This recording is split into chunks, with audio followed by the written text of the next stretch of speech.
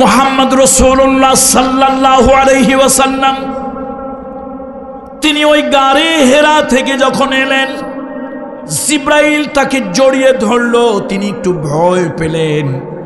মা খাদিজার কাছে এসে বললেন, জাম্মিলুনি জাম্মিলুনি, ও খাদিজা আমার একটু ঢেকে দাও, আমাকে একটু বস্ত্রাবৃত করে দাও। মা খাদিজা জিজ্ঞেস করলেন, আবুল কাসেম আপনি এরকম কেন করছেন? আল্লাহ নবী বললেন, শোনো, ওই গারে হেরার ভিতরে হেরা ইউনিভার্সিটিতে আমার কাছে একজন ঐশী মেসেঞ্জার এসেছিল। সে আমাকে জড়িয়ে ধরেছে আর বলেছে, মুহাম্মদ ইকরা বিইসমি রাব্বিকাল্লাযী খালাক। আমার মনে হলো আমাকে বুকে একটা চাপ দিল। এই দুনিয়ার যত জ্ঞান ও বিজ্ঞান আছে, কলা কৌশল আছে, সব আমার বুকের মধ্যে ঢুকিয়ে দিল। এই জন্য মুহাম্মদ রাসূলুল্লাহ বলেছেন, আল্লাহ নবী বলেছেন, ইন্নামা বুইস্তু মুআল্লিমান, এই পৃথিবীর সব শিক্ষকের শিক্ষক প্রশিক্ষক হয়ে এই দুনিয়ায় আমি এসেছি। সুবহানাল্লাহ। মা খাদিজার কাছে এসে মুহাম্মদ রাসূলুল্লাহ বলতেছে, খাদিজা আমাকে একটু, আমি ভয় পেয়েছি, আমার শরীরের উষ্ণতা টেম্পারেচার বেড়ে গিয়েছে, তুমি আমাকে একটু কম্বল দিয়ে ঢাকো। মা খাদিজা জিজ্ঞেস করলেন, আপনার কি হয়েছে? সহিহ বুখারীর হাদিস, এক লম্বা বিরাট বড় একটা হাদিস। মা খাদিজা জিজ্ঞেস করলেন, আপনার কি হয়েছে? ফাআখবারাহাল খাবার। তখন নবীজি সব খুলে বললেন। এবার মা খাদিজা বলতেছে, কাল্লা ওয়াল্লাহি মা ইয়াখজিকাল্লাহু আবাদা, হে মুহাম্মদ সাল্লাল্লাহু আলাইহি ওয়াসাল্লাম ভয় পাবেন না, ভয় পাবেন না, আল্লাহ তাআলা আপনাকে লাঞ্ছিত করবে না। ইন্নাকা লা তাসিলুর রাহিমা ওয়া তাহমিলুল কাল্লা। মুহাম্মদ আপনার সাথে আমার বিয়ে হয়েছে, আপনি 2 বছর আমার ম্যানেজার ছিলেন। মুহাম্মদ সাল্লাল্লাহু আলাইহি ওয়াসাল্লাম মা খাদিজার কয় বছর ম্যানেজার ছিল? 2 বছর। 2 বছর অর্থাৎ রাসূলুল্লাহর বয়স যখন 23 বছর, মা খাদিজার বয়স হলো 38 বছর। এই যে একটা বয়সের অসম বয়স, বয়সের ডিসপ্যারিটি, দুজনের মধ্যে পরিচয় হলো। দুজনের মধ্যে পরিচয় হলো। মা খাদিজা রাসূলুল্লাহকে ব্যবসার জন্য দিলেন। পৃথিবীর মানুষ নিজের যত বড় ভালো মানুষ বলুক, মানুষ চেনা যায় 3 জিনিস দিয়া: নারী, টাকা, ক্ষমতা।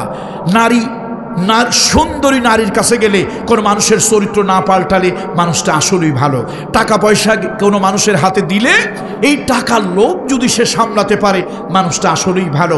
ক্ষমতায় যাওয়ার আগে কোনো মানুষের চরিত্র একরকম, ক্ষমতায় গিয়ে দাম্ভিক, অহংকারী, নির্যাতনকারী, শাসক, শোষক ইত্যাদি হয়ে গেল, এই মানুষটা নিজেকে যতই বড় ভালো মানুষ বলুক, আসলে সে ভালো মানুষ নয়। মুহাম্মদ রাসূলুল্লাহ সাল্লাল্লাহু আলাইহি ওয়াসাল্লাম আল্লাহর নবী। মা খাদিজা তাকে প্রথম পরীক্ষা করলেন ব্যবসার ম্যানেজার হিসেবে টাকা দিয়ে। তিনি অবাক হলেন, টাকার প্রয়োজন কার না আছে? টাকা তো এমন জিনিস, কাঠের পুতুলও যেন টাকা দেখলে হা করে। রাসূলুল্লাহ সাল্লাল্লাহু আলাইহি ওয়াসাল্লাম 2 বছর মা খাদিজার ব্যবসা পরিচালনা করলেন। তিনি ছিলেন ইলিটারেট, অথচ এত সুন্দর স্বচ্ছ হিসাব, জবাবদিহিতামূলক হিসাব দিত। মা খাদিজা অবাক হয়ে গেল, পৃথিবীতে তাহলে ভালো মানুষ আছে, পৃথিবীতে তাহলে ভালো মানুষ আছে। এরপরে মা খাদিজার সাথে একটা অলৌকিকভাবে রাসূলুল্লাহর বিয়ে হয়েছিল। অলৌকিকভাবে মা খাদিজার আগে বিয়ে হয়েছিল, বাচ্চাও হয়েছিল। মা খাদিজা নিয়ত করেছিলেন, ডিটারমাইন্ড হয়েছিলেন, জীবনে আর কোনোদিন কোনো পুরুষ জাতের কাছে বিয়ে বসবো না, পুরুষের কাছে বিয়ে বসবো না। কেন? পুরুষ ভোগের পাগল, রূপের পাগল, দেহের পাগল, মনের পাগল না। সুতরাং বাকি জীবন আমি একাকী থাকবো, কোনো পুরুষের শয্যা সঙ্গিনী হব না, কোনো পুরুষের পানি গ্রহণ করব না। এটা ছিল মা খাদিজার চূড়ান্ত সিদ্ধান্ত, একেবারে চূড়ান্ত। এটাই তিনি নিয়ত করে ফেলেছিলেন, বাকি জীবন আমার এইভাবেই যাবে। কিন্তু 2 বছর মুহাম্মদ সাল্লাল্লাহু আলাইহি ওয়াসাল্লামকে দেখে তিনি অবাক হলেন। একদিন তার বান্ধবী, সমবয়সী বান্ধবী নাফিসাকে ডেকে বলছে, নাফিসা, দুনিয়া কি ভালো মানুষ আছে? বলে কেন? কই যে আমার যে ব্যবসার কর্মচারী, টকবগে তরুণ যুবক, আমার বয়স 40 হলেও লোকে বলে আমার নাকি এখনো দেহে রূপ আছে, যৌবন আছে, সৌন্দর্য আছে। মা খাদিজা ছিলেন অনিন্দ সুন্দরী। সুবহানাল্লাহ বলবেন না? মা খাদিজা ছিলেন অনিন্দ সুন্দরী, সুনয়না, সুদর্শনা। আমার মা খাদিজা দেখলেই যেন মনে হতো আল্লাহ তাআলা তার নিজের কুদরতি হাত দিয়ে মাকে বানিয়েছেন। মা খাদিজা তার বান্ধবী নাফিসাকে বলল, নাফিসা, আমার তো বয়স 40 হয়ে গেছে, আমার কি দেহে রূপ যৌবন আগের মতো আছে? নাফিসা বলেছিল, খাদিজা, তোমার দেহে এখনো যে রূপ আছে, যৌবন আছে, আরে তুমি যদি বিয়ে বসতে চাও, গোটা আরব জাহানে এমন কোনো মানুষ পাওয়া যাবে না যে তোমাকে জীবন সঙ্গিনী, কনজুগাল লাইফের পার্টনার, দাম্পত্য জীবনের সাথী বানাতে চাইবে না। মা খাদিজাকে নাফিসা বান্ধবী জিজ্ঞেস করলো, তুমি এটা কেন বললে? বলে আমার যে কর্মচারী ম্যানেজার মুহাম্মদ ইবনে আব্দুল্লাহ, একটু পড়েন সাল্লাল্লাহু আলাইহি ওয়াসাল্লাম, এই মুহাম্মদ ইবনে আব্দুল্লাহ কখনো আমার চেহারার দিকে তাকায় না, লেলুপ দৃষ্টিতে খারাপ নজর নিয়ে আমার চেহারার দিকে তাকায় না। যদিও ব্যবসায়িক প্রয়োজনে আমার দিকে কখনো তাকাতে হয়, কোনো পুরুষের চাহনি এত সভ্য, এত শালীন, এত ভদ্র, এত মার্জিত মুহাম্মদকে না দেখলে বুঝতাম না। নাফিসাকে, ও বুঝছি, মুহাম্মদকে তোমার দিলে লেগেছে। মা খাদিজা বলছে, না, এটা অসম্ভব। তার বয়স 25, আমার বয়স 40। নাফিসা বলছে, আর তুমি জানো না আরবদের কাছে বয়স কোনো ব্যাপার না, কার 3, কার 13, কার 39, এগুলো আমাদের সমাজে কোনো ব্যাপার না। এটা আমাদের সমাজে একটা নিত্য নৈমিত্তিক ব্যাপার। তুমি যদি রাজি হও, আমি বিবাহর প্রস্তাব দিতে পারি। মা খাদিজা মৌন সম্মতি জ্ঞাপন করলেন মুহাম্মদ সাল্লাল্লাহু আলাইহি ওয়াসাল্লামের চরিত্রের প্রতি আকৃষ্ট হয়ে, এবং প্রস্তাব গেল আবু তালেবের কাছে। আবু তালেব ছিল মুহাম্মদ সাল্লাল্লাহু আলাইহি ওয়াসাল্লামের বৈধ গার্ডিয়ান। সে চোখের পানি ছেড়ে দিয়ে বলল, আমি তো এই দুশ্চিন্তায় আছি, আমি তো একদিন পৃথিবীতে থাকবো না, আমার ইতিমটাকে কার কাছে রেখে যাই? খাদিজার মতো একজন জ্ঞানী, একজন চরিত্রবান, আমি শুনেছি, সবাই জানে এই মেয়েটার সুন্দরী হলো অত্যন্ত সৎ চরিত্রের, তার চরিত্রে কোনো খারাপ, কোনো কলঙ্ক লাগেনি। এই মেয়েটা যদি আমার মুহাম্মদের দায়িত্ব গ্রহণ করে, আমি মরে গিয়েও শান্তি পাব। কোনো সিরাতের গ্রন্থে লিখেছে মুহাম্মদ সাল্লাল্লাহু আলাইহি ওয়াসাল্লামের বয়স ছিল তখন 25 বছর 2 মাস 10 দিন। বিশেষ করে ভারতীয় উপমহাদেশে একজন বিদগ্ধ লেখক, যার লেখা অনেক ভাষায় অনুদিত হয়েছে, ট্রান্সলেট হয়েছে, একজন কিংবদন্তির লেখক, তিনি হলেন সৈয়দ আবুল হাসান আলী নদভী। বলেন সবাই রহমতুল্লাহি আলাইহি। যদি সম্ভব হয় কখনো, তার একটা বই লেখা আছে, অনেক ভাষায় অনুদিত হয়েছে, ট্রান্সলেট হয়েছে, সেটা হলো নবীয়ে রাহমা। আল্লাহর নবীর বয়স 25 বছর 2 মাস 10 দিন। মা খাদিজার সাথে বিয়ে হলো। এতদিন কর্মচারী হিসাবে বাহিরের থেকে, দূরের থেকে দেখেছেন, এবার জীবন সঙ্গী হিসাবে এক বিছানে দেখার সুযোগ হলো, রাতের অন্ধকারে দেখার সুযোগ হলো, দিনের আলোতে দেখার সুযোগ হলো, প্রকাশ্যে দেখার সুযোগ হলো, গোপনে দেখার সুযোগ হলো।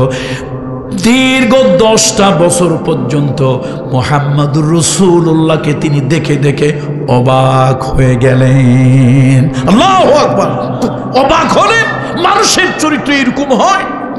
সব ভালো লাগে, মুহাম্মদ সাল্লাল্লাহু আলাইহি ওয়াসাল্লাম সব ভালো লাগে, শুধু মা খাদিজার কাছে একটা জিনিস খটকা লাগে। খটকা কি? উনি মাঝে মাঝে আকাশের দিকে তাকিয়ে তন্ময় হয়ে যান, আত্মভোলা হয়ে যান, আত্মবিস্মৃত হন, সে নিজেরে নিজে ভুলে যায়। কোন দিকে তাকায় একটু বলেন আমার কথা, কোন দিকে? আকাশের দিকে তাকায়। এখন মা খাদিজার চিন্তা, তাহলে কি এই যুবকটা আমার মতো একটা বয়স্ক মহিলাকে বিয়ে করে কি দাম্পত্য জীবনে শান্তি সুখ পায় নাই? এই মানুষটারে ঠকানো ঠিক হবে না।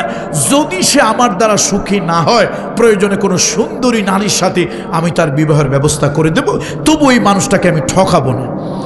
একদিন রাসূলুল্লাহকে জিজ্ঞেস করলো, আবুল কাসেম মুহাম্মদ, এই তুমি যে মাঝে মাঝে আত্মভোলা হয়ে যাও, তন্ময় হয়ে যাও, কারণটা কি? কি ব্যথা তোমার মনে বলো তো?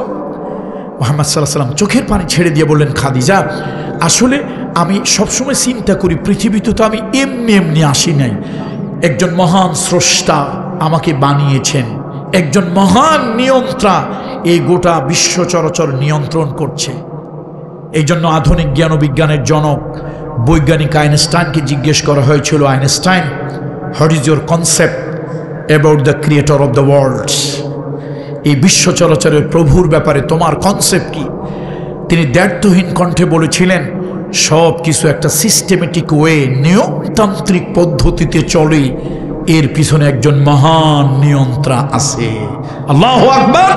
এই জন্য বৈজ্ঞানিকেরা বড় বড় শিক্ষিতরা নাস্তিক হয় না। এই ছোটখাটো খুচরা এই 2-4 পাতা পড়া কিছু লোক আর ওই যে দার্শনিক দর্শন পড়ে এরকম টাইপের কিছু লোক তারা নাস্তিক হয়। আসলে বৈজ্ঞানিকেরা বড় বড় মানুষগুলো পৃথিবীতে নাস্তিক হয়েছে এটা বোধহয় হাজারকে লক্ষে এরকম নজির দৃষ্টান্ত খুঁজে পাওয়া মুশকিল। মুহাম্মদ রাসূলুল্লাহ সাল্লাল্লাহু আলাইহি ওয়াসাল্লাম তার কথা শুনে মা খাদিজা বলেন, আবুল কাসেম মুহাম্মদ, তুমি যদি সত্যি তাকে খোঁজো তাহলে এই সংসার আমার কাঁধে তুলে নিলাম। এই বাচ্চা কাচ্চা তৈয়ব, তাহের, কাসেম, তারপরে হলো ফাতেমা, উম্মে কুলসুম, রুকাইয়া, এদের দায় দায়িত্ব আমার কাঁধে তুলে নিলাম। আমি এদেরকে দেখাশোনা করব, সব কিছু করব। তুমি যেই মহান স্রষ্টাকে খুঁজতেছো, তুমি যে রবের জন্য নিজের মধ্যে বেকুল ভাব, তুমি তার জন্য তার তালাশে লেগে যাও। এই সংসার আমার উপরে ছেড়ে দাও। নবীজি খুশি হলেন। 35 বছর বয়স। কত বছর? 35 বছর বয়স। তিনি ওই হেরা গুহায় চলে গেলেন। সেখানে দীর্ঘ 5টি বছর তিনি আল্লাহর ধ্যানে, সৃষ্টি জগৎ নিয়ে চিন্তায় মগ্ন রইলেন। এবং জিবরাইল আমিন প্রথম তার কাছে কোন আয়াত দিল? বলুন কোন আয়াত? ইকরা বিইসমি রাব্বিকাল্লাযী খালাক। যে মহামহিম প্রভু তোমাকে সৃষ্টি করেছেন তার নামে পড়ো। মা খাদিজার কাছে আল্লাহ নবী যখন কাঁদতে কাঁদতে আসলো তখন জিজ্ঞেস করলো, কি হয়েছে আবুল কাসেম? নবীজি সব খুলে বললেন। মা খাদিজা উঠে একটা চিৎকার দিলেন। বুখারী শরীফের হাদিস। একটা চিৎকার দিলেন মা খাদিজা দৃঢ়তার সাথে, ওয়াল্লাহি কাল্লা, ওয়াল্লাহি না, কখনই নয়। মা ইউখজিকাল্লাহু আবাদা। এই মুহাম্মদ, আল্লাহ তোমাকে লাঞ্ছিত করবে না। আমি তোমার ব্যাপারে সাক্ষ্য দিচ্ছি, ইন্নাকা লা তাসিলুর রাহিমা ওয়া তাহমিলুল কাল্লা। তোমার সাথে আমার বিয়ে হয়েছে, 10টা বছর ঘর সংসার করেছি, 2টা বছর তুমি আমার কর্মচারী ছিলে। আমি তোমাকে দিনে দেখেছি, রাতে দেখেছি, প্রকাশ্যে দেখেছি, গোপনে দেখেছি, আলোতে দেখেছি, অন্ধকারে দেখেছি। তুমি আত্মীয়তার বন্ধন বজায় রাখো। গরিব, এতিম, অনাথ, কন্যা দায়গ্রস্ত পিতা মাতার প্রতি সদয় হও। আমি তোমাকে জোর করে টাকা দিয়েছি, তুমি টাকা নেওনি। যদিও জোরাজুরি করে দিয়েছি, তুমি সেই টাকাগুলো কোথায় ব্যয় করেছো সব আমি গোয়েন্দাগিরি করে খবর রেখেছি। মুহাম্মদ, তোমার মতো একজন এরকম জনহিতৈষী, মানুষের উপকারকারী, গরিবের উপকারকারী, অন্যের ব্যথায় ব্যথিত হওয়া মানুষ, তোমার মতো মানুষকে না জিনে ধরবে, না ভূতে ধরবে, না তোমার মস্তিষ্ক বিকৃত হয়ে তুমি পাগল হয়ে যাবে, উন্মাদ হয়ে যাবে, এটা হতেই পারে না। আমি সাক্ষ্য দিচ্ছি, আমার সন্দেহ হচ্ছে যে লোকটা এসেছিল সে আল্লাহর ফেরেশতা হবে এবং তুমি আল্লাহর নবী হবে। সহিহ বুখারীতে লম্বা হাদিস। আজকে আপনার আমার হলে এ দুনিয়ায় চাপার জোর যার যত বেশি সে ফেমাস হয় তত বেশি। ঠাস ঠাস করে মিথ্যা কথা বলতে পারে। যে কিছু মানুষ তো আছে, আল্লাহ মাফ করুন, এরকম মিথ্যা কথা কয় যেন জিব্বার মধ্যে গ্লিসারিন, ভেজলিন লাগায় রাখছে, একটু জিব্বায় বাদেও না, চোখের পলকও পড়ে না। অথচ মুহাম্মদ রাসূলুল্লাহ সাল্লাল্লাহু আলাইহি ওয়াসাল্লাম তার কনজুগাল লাইফের পার্টনার তাকে বলছে, তুমি ধোঁকা দাও না, তুমি মানুষের সাথে হিপোক্রেসি করো না, তুমি গরিবকে দেখো, অনাথকে দেখো, বিধবাকে দেখো, তোমার মতো মানুষ মিসগাইড হতে পারে না। আমার সন্দেহ হচ্ছে তুমি আল্লাহর নবী হবে, যে তোমার কাছে এসেছিল সে জিবরাইল হবে, ফেরেশতা হবে। আসুন, এই কোরআন মুহাম্মদ রাসূলুল্লাহ সাল্লাল্লাহু আলাইহি ওয়াসাল্লামের কাছে এসেছে। এই কোরআন আমরা আমাদের ব্যক্তি জীবনে, পরিবার জীবনে কোরআনের ভালো ভালো কথাগুলো আমরা অনেকেই ধারণা করি কোরআনের বোধহয় শুধুমাত্র সন্ত্রাসবাদ, জঙ্গিবাদের কথা আছে। নাউযুবিল্লাহি মিন যালিক। এ কোরআনে সভ্যতার কথা, শালীনতার কথা, বিভিন্ন জাতির কথা, বিভিন্ন জাতিকে আল্লাহ তাআলা পৃথিবীর ইতিহাস থেকে বিলীন করে দিয়েছেন, সে কথাগুলো আছে। এ কোরআনের ভিতরে নানান ধরনের ইতিহাস আছে। এ কোরআনের ভিতরে নানান ধরনের কথা আল্লাহ তাআলা দিয়েছেন। মানুষের জন্য যা কিছু প্রয়োজন সব দিয়েছেন। ওই যে শুরুর দিকে যে কথাটা বলছিলাম, ওই কথাটা আবার শেষের দিকে নিয়ে আসি। আব্দুল্লাহ ইবনে মাসউদ বললেন, আল কোরআনু ইউফাসসিরুহু জামান। শোনো, পৃথিবী পাল্টে যাবে, পৃথিবী পাল্টে যাবে। প্রতি 100 বছরে কোরআন যখনই যে পড়বে মনে হবে কোরআনটা আমাদের যুগের জন্যই আল্লাহ তাআলা অবতীর্ণ করেছে। বলুন আল্লাহু আকবার। 200-500 বছর আগে যারা পৃথিবীতে কোরআনের তাফসীর লিখেছেন তারা বলেছেন এই কোরআন আমাদের যুগের জন্য। আমরা বলি কোরআন আমাদের যুগের জন্য, আবার 200 বছর পর পৃথিবী যদি থাকে, কিয়ামত যদি না হয়, তাহলে ওই যুগের লোকেরা বলবে কোরআন আমাদের যুগের জন্য। কোরআন সত্যি একটা বিস্ময়কর কিতাব। আসুন এটাকে শুধু জানাজার নামাজে ব্যবহার না করি, এটা শুধুমাত্র এই কোরআনকে শুধুমাত্র মুর্দার বাড়ির খতম পড়ার কিতাব হিসাবে ব্যবহার না করি, এটা শুধু তাবিজের কিতাব হিসাবে ব্যবহার না করি, এই কোরআনকে ব্যবহার করি আমার ব্যক্তি, পরিবার, সমাজ, রাষ্ট্র, আন্তর্জাতিক পরিমণ্ডল সব যেন শুদ্ধ হয়ে যায়।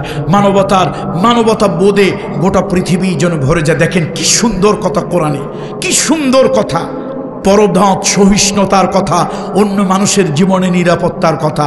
আল্লাহ তাআলা কোরআন শরীফে কি সুন্দর বলেছে, মান কতালা নাফসান বিগাইরি নাফসিন আও ফাসাদিন ফিল আরদ ফাকান্নামা কাতালান নাসা জামিআ।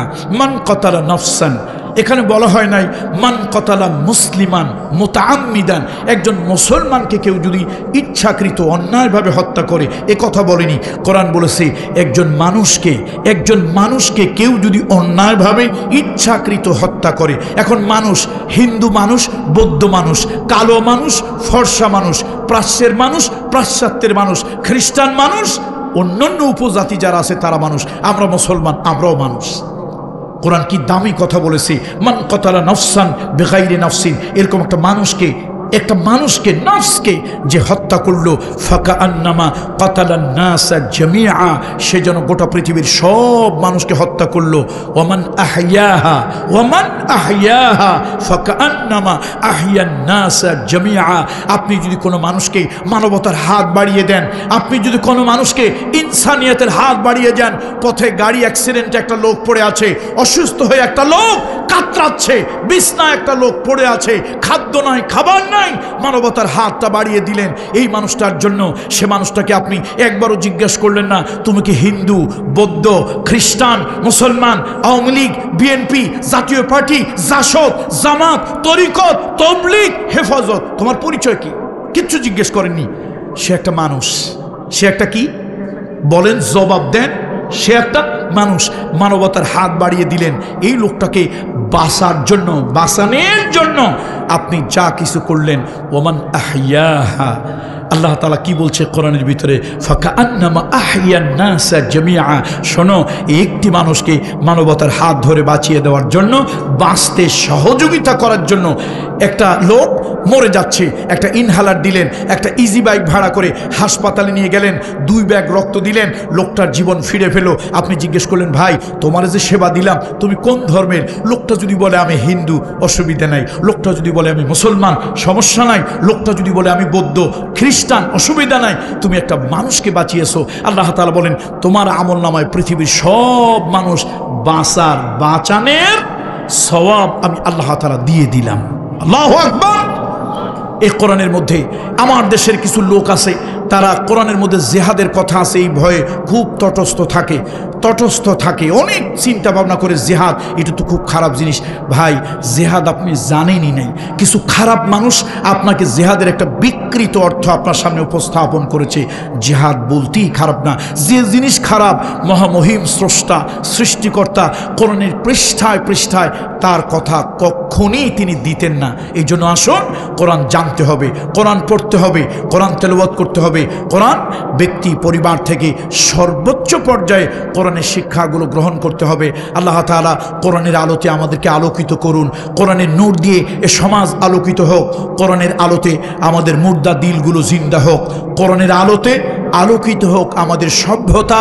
তাহলেই মুহাম্মদ রাসূলুল্লাহ সাল্লাল্লাহু আলাইহি ওয়াসাল্লামের উপরে কোরআন এসেছে, মুসলমানদের জন্য কোরআন এসেছে, তাহলেই সার্থক হবে এ কোরআন অবতীর্ণ হওয়া। আল্লাহ তাআলা আমাদের সকলকে কোরআনের সেই শিক্ষাগুলো গ্রহণ করে প্রকৃত মানুষ হওয়ার তৌফিক আল্লাহ তাআলা দান করুন। জি জি জি জি সুপ্রিয় উপস্থিতি, আমি আপনাদের কাছে অনুরোধ করছি শেষ ভালো যার সব ভালো তার, আর 2-1 মিনিট। সম্মানিত উপস্থিতি, আজকে আমাদের মঞ্চে উপস্থিত আছেন এই মুহূর্তে বিশেষ অতিথি হিসেবে উপস্থিত আছেন আমাদেরই কৃতি সন্তান, আমাদেরই সাতক্ষীরা গর্ব অ্যাডভোকেট শেখ তামিম আহমেদ সোহাগ। তিনি আপনাদের সামনে একটু দোয়া চাইবেন, এরপরেই আমাদের প্রধান মেহমান দোয়া করবেন ইনশাআল্লাহ। আমরা অল্প 2-1 মিনিটের মধ্যেই দোয়া করে দেব। আমাদেরই কৃতি সন্তান আমাদের চাচা যান, উনি এখন আপনাদের সামনে একটু দোয়া চাইবেন। 2-1 মিনিট পরে আমরা দোয়া করব, মাত্র অল্প সময় আপনারা বসবেন, এরপরে দোয়া করেই সবাই যাবেন ইনশাআল্লাহ।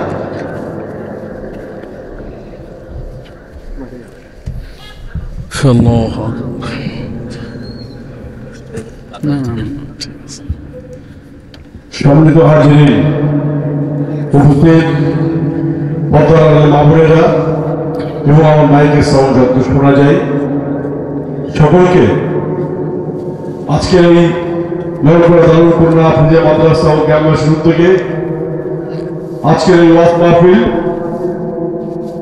এই মাহফিলে মহান আল্লাহ রাব্বুল কৃপায় মহান আল্লাহ তাআলা দয়া করে মায়া করে করুণা